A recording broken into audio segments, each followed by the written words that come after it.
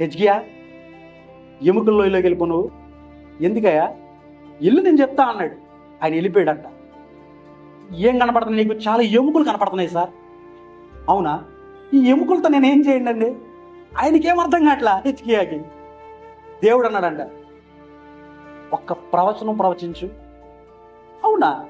ఒక్క ప్రవచనం ప్రవచిస్తే ఇవన్నీ ఇప్పుడు ప్రాణం వీటిలోకి వచ్చేస్తా అనుకున్నాడంట హెచ్కియా. సరేలే అని చెప్పి ఒకే ఒక మాట, ఓ ఎముకల గూడులారా, యేసు నామంలో మీ అందరికీ శరీరాలు కలుగులుగా అన్నాడంట. ఒక్కసారి వాటిలో ఆ ఎముకలన్నీ గూళ్ళన్నీ ఏమైపోయినా ఒక అస్థపంజరంగా తయారయ్యాయంట. దాని తర్వాత నరాలు వచ్చాయంట. దాని తర్వాత మరి మాంసం వచ్చిందంట. దాని తర్వాత చర్మం వచ్చిందంట. అలా నిలబడిందంట.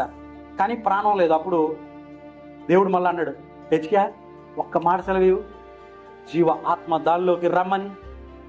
అప్పుడు అన్నాడండి హెచ్కియా, జీవ ఆత్మ మీలో కలుగులుగా అన్నాడంట. ఓన్లీ వన్ వర్డ్, వాటన్నిటికీ ప్రాణం వచ్చిందంట.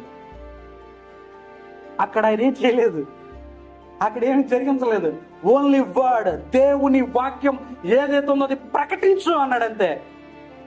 అంటే మన జీవితంలో ఎటువంటి పరిస్థితి అయినా, మన జీవితంలో చచ్చిపోయే గందరగోళాలున్నా, చచ్చిపోయే అనారోగ్యాలున్నా, చచ్చిపోయే ఆర్థిక పరిస్థితులు ఉన్నా, దేవుడు ఏం చేయగలడు?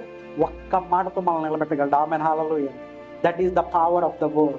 అటువంటి వాక్యం నీలో ఉంటే నువ్వేమైపోతావు? ఇప్పుడు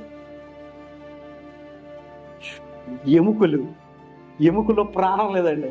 ఓన్లీ వన్ వర్డ్తో లేపడు. ఇక నీ జీవితం అంతమైపోతుందని బాధపడుతున్నావేమో, ఇక నీ జీవితంలో ఈ సమస్యను ఎవరు తీలేరని బాధపడుతున్నావేమో, నా యేసయ్యకు సమస్తము సాధ్యమే.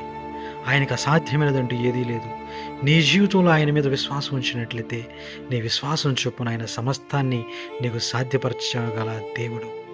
ఆయన యందు విశ్వాసం ఉంచేవాడు ఏమాత్రమును సిగ్గునందుడు. ఆమేన్.